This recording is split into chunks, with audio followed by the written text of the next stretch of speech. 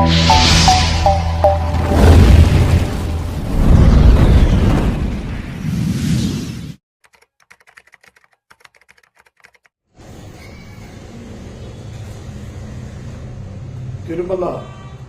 లడ్డూ ప్రసాదం విషయంలో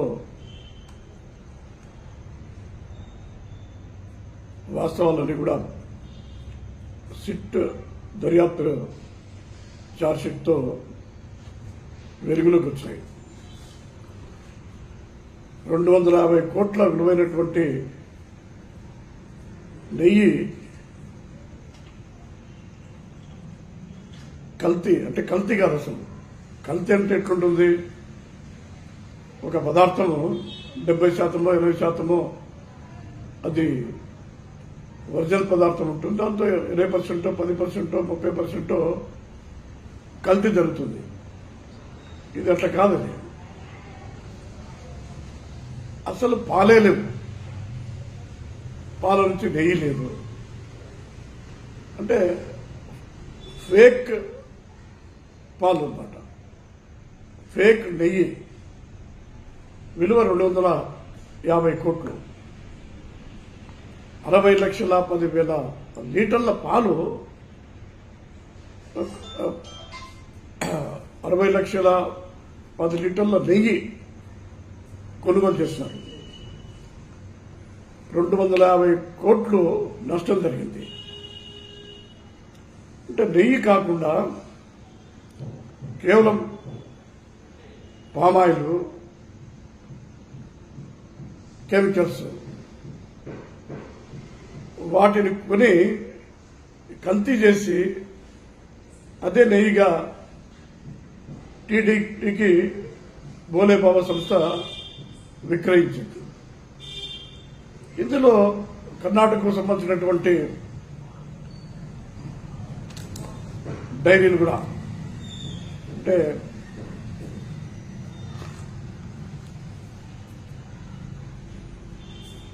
కర్ణాటకకు సంబంధించినటువంటి డైరీలు, మిగతా తమిళనాడు కానీ, అంటే మొత్తము దాదాపు 12 రాష్ట్రాలకు సంబంధించినటువంటి డైరీలు అనుకోవచ్చు, వ్యాపార సంస్థలు అనుకోవచ్చు, లేకపోతే ఈ విధంగా ఈ ఫేక్ తయారు చేసేటువంటి సంస్థలు అనుకోవచ్చు. 12 రాష్ట్రాలు, 12 సంస్థలు కాదు, 12 రాష్ట్రాలకు ఈ యొక్క కల్తీ నెయ్యి, కల్తీ లడ్డు కుంభకోణం అనేది విస్తరించింది. ఇది చాలా ఘోరమైన విషయం. బోలేబాబా డైరీ ఎక్కడో ఉత్తరాఖండ్లో ఆ ప్రాంతంలో అది ఉంది. దానికి అసలు ఆవులే లేవంట, ఆవులు లేవు. ఆవులు లేకపోతే ఆవు పాలను వేరే డైరీలలో కొనుగోలు చేసినట్లు ఎటువంటి బిల్లులు కానీ సాక్ష్యాధారాలు కానీ ఏమీ కానీ లేవు. బోలేబాబా డైరీ వాళ్ళు వచ్చేసి హర్ష ఫ్రెష్ ఫుడ్స్ పేరుతో మలేషియా కంపెనీకి సంబంధించినటువంటి పామాయిల్ ఇన్ని తీసుకొని కల్తీ చేసి టీటీడీకి నెయ్యి సరఫరా చేయడం జరిగింది. దీంట్లో ప్రముఖంగా అప్పటి చైర్మన్ వైవి సుబ్బారెడ్డి గారి పిఏ చిన్నప్పన్నను కూడా ఈరోజు ఛార్జ్షీట్లో పెట్టడం జరుగుతూ ఉంది. ఇది ఏపీ, తెలంగాణ, తమిళనాడు, కర్ణాటక, మహారాష్ట్ర, గుజరాత్, ఉత్తరప్రదేశ్, ఉత్తరాఖండ్ వంటి 12 రాష్ట్రాలకు ఈ యొక్క స్కామ్ అనేది విస్తరించింది. దీంట్లో 15 నెలలు పట్టింది అనమాట. 30 మంది పోలీసు అధికారులు పూర్తిగా లోతుగా దర్యాప్తు చేస్తే 15 నెలలు పట్టింది. వాళ్ళు అనొచ్చు, ఇందులో చంద్రబాబు నాయుడు గారు చెప్పిన ప్రకారమే మరి రిపోర్ట్లు వచ్చినాయి, మమ్మల్ని ఇరికించినారు, మేము అమాయకులము అని చెప్పి వాదించవచ్చు. కానీ ఈ సిట్టు దర్యాప్తు అనేది, ఆయన వైవి సుబ్బారెడ్డి గారు సుప్రీంకోర్టుకు పోయినారు. ఆయన సుప్రీంకోర్టుకు పోతే సుప్రీంకోర్టు వారే సిట్టును వేసినారు. అంటే సుప్రీంకోర్టు వారే సిట్టులో ఎవరుండాలనేటువంటి నిర్ధారణ చేసినారు. సుప్రీంకోర్టు పర్యవేక్షణలోనే పూర్తి దర్యాప్తు జరుగుతూ ఉంది. దాని ఛార్జ్షీట్ కూడా నెల్లూరులో కోర్టులో వేయడం జరిగింది అనమాట. అయితే ఇక్కడ మనం చూడాల్సింది ఏంటంటే YSR party fake party, YSR ప్రభుత్వము ఫేక్ ప్రభుత్వము, ఆ ముఖ్యమైన నాయకులందరూ కూడా ఫేక్ నాయకులు. చివరికి వెంకటేశ్వర స్వామికి సంబంధించినటువంటి లడ్డూను కూడా ఫేక్ చేస్తారు, దాంతో వాడేటువంటి నెయ్యిని కూడా ఫేక్ చేస్తారు, ఆ నెయ్యి కోసం ఉపయోగించేటువంటి పాలను కూడా ఫేక్ చేస్తున్నాడు. మొత్తం అంతా ఫేక్, నకిలీ, ఏమాత్రము సంబంధం లేనటువంటి విషయాలను తీసుకొని వచ్చి, పదార్థాలను తీసుకొని వచ్చి 250 కోట్ల రూపాయల నష్టం అనేది టీటీడీకి జరిగింది. అంటే బయటపడితే 250 కోట్లు, బయట పడకుండా ఆధారాలు లేకుండా తప్పించుకునేది 800 కోట్ల లెక్కలు. లడ్డు తయారీకి చేసేటువంటి పదార్థాల్లో ప్రముఖంగా వాడేది నెయ్యి, ఆవు నెయ్యి. నెయ్యిలో కూడా ఏదో మిగతా నెయ్యి కాదు, గేదెల నెయ్యి కాదు, అది ఆవు నెయ్యి మాత్రమే ఖచ్చితంగా వాడాలా అనేది నియమం ఉంది. 250 కోట్లు మరి మోసం జరిగింది, దుర్వినియోగం జరిగినప్పుడు ఒక లడ్డూ తయారు చేయాలంటే దాంట్లో కనీసం 4 వంతు నెయ్యి ఖచ్చితంగా ఉంటుంది. దాంతో నెయ్యే ప్రధానం. తిరుమల లడ్డులో 250 కోట్ల రూపాయల కుంభకోణం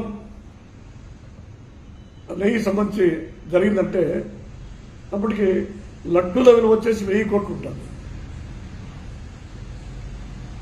4వ భాగం నెయ్యి అనుకుంటే మిగతా 3 భాగాలు మిగతా పదార్థాలు అనుకుంటే ఆ లడ్డూల విలువ వచ్చేసి 1000 కోట్లు ఉంటుంది. అంటే 1000 కోట్లకు సంబంధించినటువంటి లడ్డూలు భక్తులు ఉపయోగించుతారు.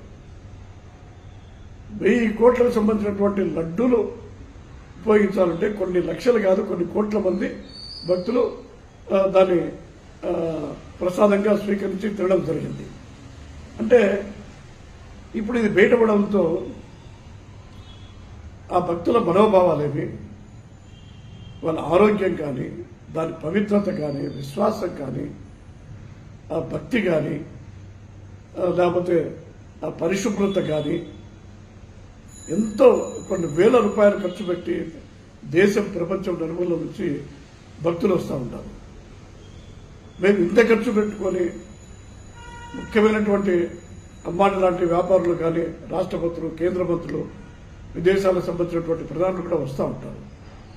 కొన్ని లక్షల రూపాయలు ఖర్చు పెట్టుకొని వాళ్ళ ముఖ్యమైనటువంటి విలువైనటువంటి సమయాన్ని పెట్టి అక్కడికి వస్తూ ఉంటే ఈ లడ్డులు ఈ విధంగా నకిలీ లడ్డూలు తయారు చేసి, అసలు నెయ్యి లేకుండా లడ్డు తయారు చేసేటువంటి ఆ యొక్క క్రియ, ఆ యొక్క కనికట్టు అది వైసీపీ నాయకులకు, వైసీపీ ప్రభుత్వానికే సాధ్యమవుతుంది.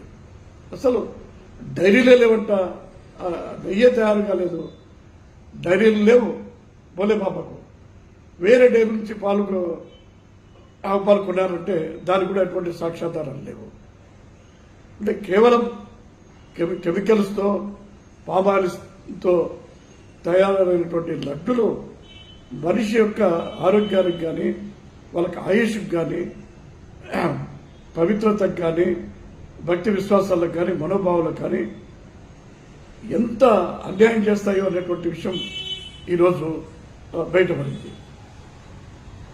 మనం చూస్తూనే ఉన్నాము.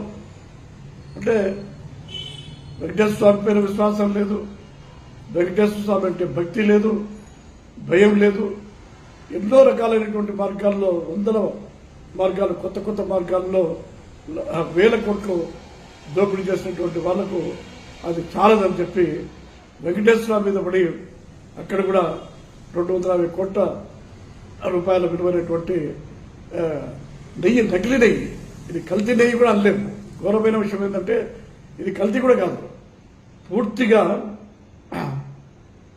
కెమికల్స్తో, తర్వాత ఈ పామాయిల్తో తయారు చేసినటువంటి పూర్తి కల్తీ నెయ్యి. ఈరోజు మనం చూస్తున్నాం టీటీడీ అనేటువంటిది చాలా వైద్య సంస్థలకు కానీ విద్యా సంస్థలకు కానీ దేవాలయాలకు కానీ పిల్లల చదువులకు కొన్ని వేల కోట్ల రూపాయలు టీటీడీ నిధులు తిరుపతిలో సిమ్స్ హాస్పిటల్ ఖర్చు పెడుతున్నారు, బర్డ్ హాస్పిటల్ ఖర్చు పెడుతున్నారు. తర్వాత కొత్తగా టాటా వాళ్ళకు సంబంధించినటువంటి క్యాన్సర్ హాస్పిటల్ వచ్చింది. విద్యా సంస్థలు ఉన్నాయి, స్కూళ్ళు, కాలేజీలు, డిగ్రీ కాలేజీలు, పీజీ కాలేజీలు, మెడికల్ కాలేజీలు ఎన్నో ఉన్నాయి, హాస్టళ్లు ఉన్నాయి. తర్వాత చాలా దేవాలయాలకు ఆర్థిక సాయం చేస్తున్నారు. చాలా దేవాలయాలు యొక్క యాజమాన్యం వచ్చేసి టీటీడీ తరఫున నడుస్తూ ఉంది. మరి ఈ విధంగా కల్తీ నెయ్యి, కల్తీ లడ్డు కాకుండా ఫేక్ లడ్డు తయారు చేసి, నకిలీ లడ్డు తయారు చేసి భక్తుల విశ్వాసాన్ని, మనోభావాలు దెబ్బతీసినప్పుడు భక్తులు రాకపోతే ఈ ఆంధ్రప్రదేశ్ రాష్ట్ర పరిస్థితి ఏమి, ఈ యొక్క మరి వెంకటేశ్వర స్వామి యొక్క ప్రతిష్ట, ఆయనపైన ఉండేటువంటి నమ్మకము, ఆ భయమో భక్తి ఏ విధంగా ఉంటుంది. ఆదాయం పడిపోతే, వేల కోట్ల రూపాయల ఆదాయం పడిపోతే ఈరోజు టీటీడీ డబ్బుతో నడిచేటువంటి హాస్పిటల్ కానీ, విద్యా సంస్థలు కానీ, అన్ని సంస్థల గతి ఏమవుతుంది, వాళ్ళ భవిష్యత్తు ఏమవుతుంది అనేటువంటిది కనీసం కూడా ఆలోచన చేయకుండా ఈ విధంగా చేయడం అనేటువంటి విషయాన్ని చాలా దుర్మార్గం. ఇది నేరమే కాదు, ఇది పాపం. ఇక్కడ ఒకవేళ వైసీపీ నాయకులు తప్పించుకోవచ్చు, కానీ పైన శిక్ష ఉంటుందనేటువంటి ఇది వాళ్ళకి పాప భీతి ఉండాలి, పుణ్య ప్రీతి ఉండాలా, పాప భీతి ఉండాలా. ఈ రెండు లేవు కాబట్టి ఇటువంటి ఘోరమైనటువంటి విషయాలు జరుగుతూ ఉన్నాయి. అంతేకాకుండా మనం చూస్తున్నాం, ఈరోజు ఎంత మనం ప్రాకులాడినా కూడా విదేశాల నుంచి, అంటే వాటికన్ సిటీ తర్వాత క్రిస్టియానిటీ అనేది ప్రపంచమంతా ఉంది. ఆ వాటికన్ సిటీ తర్వాత ఆదాయంలో కానీ, భక్తుల సంఖ్యలో కానీ తిరుమలనే. అంటే ఇదేమి ఆంధ్రప్రదేశ్ రాష్ట్రమో భారతదేశమే కాదు, ప్రపంచానికి సంబంధించినటువంటి ఒక అత్యున్నత ఆధ్యాత్మిక సంస్థ. మన పరువు పోలేదా, తెలుగు వాళ్ళ పరువు పోలేదా? తెలుగువారి రాష్ట్రంలో ఇట్లా జరిగింది వెంకటేశ్వర స్వామి విషయంలో అంటే మరి దేశవ్యాప్తంగా పరువు పోతుంది, అంతర్జాతీయంగా పరువు పోతుంది, భక్తులు రారు, ఆదాయం పోతుంది, సంస్థలు దెబ్బతింటాయి, పరిపాలన పోతుంది. ఎన్ని వేల మంది ప్రత్యక్షంగా పరోక్షంగా టీటీడీ ఆదాయం పైన ఆధారపడి బ్రతుకుతున్నారో వాళ్ళ పరిస్థితి ఏమవుతుందని కూడా ఆలోచన చేయకుండా ఇంత నిర్లక్ష్యంగా, దుర్మార్గంగా, నేరము, ఘోరము, పాపాలు చేసి మరి వెంకటేశ్వర స్వామిని ఏకంగా ముంచేసేటువంటి పాపానికి పాల్పడినటువంటి వాళ్లకు ప్రజలు, భక్తులు, ముఖ్యంగా హిందువులు తగిన గుణపాఠం చెప్పాలని చెప్పి కూడా అందరినీ కోరుకుంటున్నాను.